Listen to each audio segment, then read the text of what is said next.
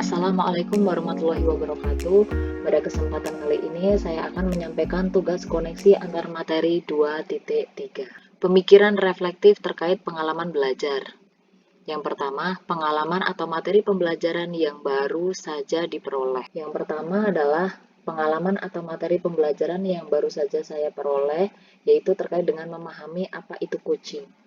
Coaching sebuah proses kolaborasi yang berfokus pada solusi, berorientasi pada hasil yang sistematis, di mana coach memfasilitasi peningkatan atau performa kerja, pengalaman hidup, pembelajaran diri, dan pertumbuhan pribadi dari coachee. Kedua, mengetahui apa bedanya coaching, konseling, training, dan mentoring. Di antaranya adalah kalau coaching itu menuntun coachee untuk menentukan ide baru atau cara untuk mengatasi tantangan yang dihadapi atau mencapai tujuan yang dikehendaki. Mentoring membagikan pengetahuan, keterampilan, dan pengalamannya untuk membantu mente mengembangkan dirinya. Konseling itu biasanya dilakukan ketika ada masalah emosi dan psikologi, fokus pada pembenahan masa lalu dan kadang melibatkan terapi dan pendekatan remedial. Sementara training mengembangkan pengetahuan dan keterampilan trainer. Ketiga, memiliki pengalaman menjadi coaching, yaitu saat recall bersama teman dan partner yang ada. Keempat, memiliki pengalaman atau menjadi supervisor, yaitu ketika praktek langsung dengan teman coaching bersama teman yang lokasi sekolahnya berdekatan. Dua, emosi-emosi yang dirasakan terkait pengalaman belajar yang saya rasakan adalah grogi, karena ini pertama kalinya saya praktek coaching. Kedua, rasanya itu cemas, karena takut kalau praktek ini gagal dan rasanya bahagia ketika sudah bisa melalui serangkaian kegiatan coaching dengan baik. Tiga, apa yang sudah baik berkaitan dengan keterlibatan saya dalam proses belajar. Yang pertama, saya menjadi pemimpin pembelajaran yang lebih menghamba kepada murid. Awalnya dalam praktek pembelajaran, saya hanya berorientasi pada materi dan kurang memperhatikan bagaimana perasaan anak. Namun saat ini saya jadi lebih memahami bagaimana perasaan murid, menciptakan situasi belajar yang aman dan menyenangkan. Selain itu, dari ilmu yang saya dapatkan, saya pun juga bisa menerapkan pembelajaran KSE, di mana ternyata pembelajaran KSE ini sangat penting sekali untuk diterapkan sebagai manajemen diri atau kecerdasan emosional anak. Jadi ilmu itu tidak hanya berkaitan dengan kecerdasan intelektual saja, namun juga kecerdasan emosional. Keempat, apa yang perlu diperbaiki terkait dengan keterlibatan dirinya dalam proses belajar. Dalam hal ini, saya menyadari bahwa saya belum sepenuhnya menerapkan pembelajaran berdiferensiasi. Hal ini dikarenakan proses pembelajaran diferensiasi memang tidak mudah dilaksanakan karena harus mengakomodasi semua kompetensi anak. Sehingga saya baru bisa menerapkan beberapa bagian saja. Yang baru bisa saya laksanakan diferensiasi proses, di mana murid yang lambat belajarnya harus saya berikan perhatian yang lebih dan fasilitas waktu yang cukup lama dibandingkan murid yang sudah bisa. Selain itu, yang masih sulit saya lakukan yaitu diferensiasi produk, karena dalam satu waktu saya harus bisa memenuhi kebutuhan mereka untuk mendampingi berbagai situasi dan permasalahan dalam anak mengembangkan produk yang dipilihnya. Kelima, keterkaitan terhadap kompetensi dan kematangan diri pribadi. Menurut saya, kompetensi yang saya miliki itu adalah menuntun saya untuk menjadi pribadi yang lebih matang. Artinya, setiap kompetensi-kompetensi yang saya miliki akhirnya mampu mengubah pola pikir saya, yang akhirnya mengarahkan saya pada proses pembentukan diri untuk menjadi pribadi yang lebih matang. Analisis untuk implementasi dalam konteks CGP.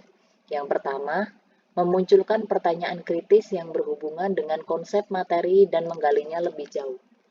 Dalam hal ini, yang muncul dalam benak saya adalah bagaimana ilmu-ilmu yang didapat selama CGP itu saling terhubung dan bagaimana pengimplementasiannya untuk pembelajaran di kelas. Selama CGP ini tentu banyak sekali ilmu yang didapat, mulai dari filosofi Ki Hajar Dewantara, nilai dan peran guru penggerak, visi guru penggerak, budaya positif, pembelajaran berdiferensiasi, pembelajaran sosial emosional, dan coaching untuk supervisi akademik. Di antara ilmu-ilmu yang didapatkan tersebut, pada akhirnya memunculkan pertanyaan kepada diri saya. Bagaimana semua ilmu yang saya dapatkan ini sebenarnya saling terhubung untuk saya terapkan dalam pembelajaran sehari-hari? Dan bagaimana kontribusi semua ilmu yang saya dapatkan untuk membawa masa depan pendidikan Indonesia menjadi lebih baik lagi?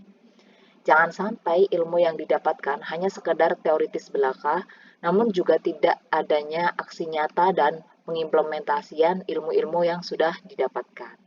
Misalkan, pembelajaran dari filosofi Ki Hajar Dewantara, di mana guru ini ternyata harus menghamba kepada murid. Guru tidak boleh egois untuk bisa memberikan bentuk tugas sesuai dengan kehendaknya sendiri, namun juga memberikan kesempatan kepada murid. Bagaimana caranya untuk mereka berkembang sesuai dengan potensi dan keinginannya. Kemudian juga ada materi terkait dengan nilai dan peran guru penggerak, di mana nilai-nilai ini juga berfungsi tidak hanya sebagai kita guru dalam memberikan layanan kepada murid, tetapi juga bagaimana menggerakkan teman-teman sejawat yang lain untuk juga ikut aktif dalam melakukan perubahan pendidikan ke arah yang lebih baik lagi. Visi guru penggerak yang berkaitan dengan bagaimana cara kita mampu mewujudkan visi sekolah melalui pendidikan yang kita bawa. Selanjutnya adalah bagaimana guru tidak hanya sekedar mengajar, namun juga memberikan budaya positif dalam tumbuh kembang anak. Bagaimana guru mempelajari diferensiasi, di mana guru ini bisa memfasilitasi semua kompetensi dan kebutuhan anak yang beraneka ragam. Kemudian juga guru bisa menerapkan pelajaran sosial emosional, di mana anak-anak sekarang seperti kurang percaya diri, emosional atau temperamen yang kurang tertata. Betapa semua peran guru tersebut menjadi sangat luar biasa. Ilmu dari CGP yang terakhir adalah bagaimana seorang guru itu bisa menerapkan coaching bagi rekan sejawat yang memiliki permasalahan dan juga guru bisa menerapkan coaching ini kepada anak didiknya. Maka dengan berbagai ilmu yang saya dapatkan selama CGP ini, saya menjadi berpikir bahwa peran guru ternyata sangat luar biasa. Tidak hanya sekadar sebuah profesi menggugurkan kewajiban dalam pemberian materi, namun juga mendampingi tumbuh kembang anak untuk benar-benar mengoptimalkan segala daya upaya yang mereka miliki untuk menjadi pribadi manusia yang seutuhnya, yang nantinya akan membawa Indonesia menjadi sebuah negara yang lebih baik lagi. Kedua, mengolah materi yang dipelajari dengan pemikiran pribadi sehingga tergali wawasan atau insight baru. Materi-materi yang saya dapatkan membuat saya berpikir bahwa peran guru sangat luar biasa dalam memberikan pelayanan kepada murid dan juga dengan rekan sejawat. 3. Menganalisis tantangan yang sesuai dengan konteks asal CGP baik tingkat sekolah maupun daerah. Dalam hal ini saya berpikir bahwa bagaimana sih melakukan perubahan tidak hanya di sekolah sendiri, tetapi juga di wilayahnya sendiri. Tantangan ini bagi saya sangat luar biasa karena menggerakkan itu bukan hal yang mudah, di mana kita hanya akan bisa menggerakkan ketika kita sendiri sudah tergerak. Ketika kita sudah bergerak untuk melakukan perubahan, artinya kita bergerak baru bisa menggerakkan orang lain. Nah, menggerakkan ini tentu memiliki tantangan-tantangan tersendiri. Entah itu penolakan, entah itu orang yang sudah berada di zona nyaman, dan pergerakan ini tidak hanya di sekolah sendiri, namun juga kalau bisa adalah dalam satuan wilayah sendiri, misalnya dalam satu provinsi. Betapa ini menjadi sebuah tantangan yang luar biasa sekali, namun bukan berarti itu tidak bisa dilakukan. Memang dibutuhkan berbagai strategi yang bisa dilakukan untuk menaklukkan tantangan tersebut. Keempat, yaitu memunculkan alternatif solusi terhadap tantangan yang diidentifikasi. Yang pertama adalah memulai dari diri sendiri dulu. Dan rasanya memang akan sulit untuk melakukan perubahan pada orang lain seandainya kita sendiri belum melakukan perubahan itu sendiri. Yang kedua adalah bermitra dengan rekan sejawat dan kepala sekolah, di mana ini menjadi mitra yang dapat mendukung dan berpotensi untuk bisa melakukan perubahan di lingkungan sekolah kita. Ketiga, yaitu berbagi praktek baik di segala ruang, baik itu menggunakan media sosial yang kita miliki, media sosial yang sekolah miliki, Dan tidak hanya menggunakan media sosial, namun juga praktek langsung, terjun langsung, bagaimana peran CGP ini dalam melakukan perubahan aksi nyata di lingkungan sekolah kita. Yang terakhir, dengan melakukan perubahan tersebut, harapannya bisa bermanfaat untuk perubahan di sekolah kita dan juga perubahan di wilayah kita. Membuat keterhubungan. Yang pertama, pengalaman masa lalu. Dulu saya saat melaksanakan pembelajaran hanya berfokus pada substansi materi. Namun sekarang sudah mempertimbangkan berbagai kondisi murid seperti perasaan murid, keamanan mereka, kenyamanan mereka, serta bagaimana pengoptimalan tumbuh kembang mereka. Kedua, penerapan di masa mendatang. Harapan saya dengan adanya ilmu dari CGP ini, saya dapat membawa perubahan besar pada dunia pendidikan, dimulai dari kelas yang saya ampu. Misalnya dari ilmu-ilmu yang saya dapatkan seperti pembelajaran berdiferensiasi, kemudian keterampilan sosial emosional, kemudian teknik coaching. Nah, harapannya dengan ilmu-ilmu yang saya dapatkan, akhirnya saya membawa perubahan. Perubahan ini dimulai dari perubahan kecil yang saya ingin mulai lakukan, yaitu dari kelas-kelas yang saya ampu. Ketiga, konsep atau praktik baik yang dilakukan dari modul lain yang telah dipelajari. Pengalaman saya berbagi praktik baik yaitu bersama rekan sejawat saat mengerjakan tugas berbagi praktik baik budaya positif di lingkungan sekolah kita. Yang kedua adalah berbagi praktik baik melalui channel YouTube, di mana berbagi tugas, materi, dan pengalaman saya unggah di channel YouTube untuk berbagi dengan teman yang lain. Ketiga, berbagi praktek baik dengan rekan sejawat dalam forum diskusi sehari-hari, di mana ketika ada waktu untuk berkumpul dengan rekan-rekan, saya pun juga berbagi dari pengalaman atau ilmu yang saya dapatkan. Dan yang terakhir yaitu berbagi ilmu dan pengalaman dengan murid.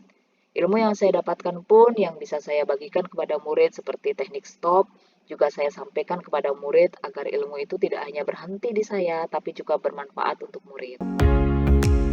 Keempat, informasi yang didapat dari orang atau sumber lain di luar bahan ajar CGP.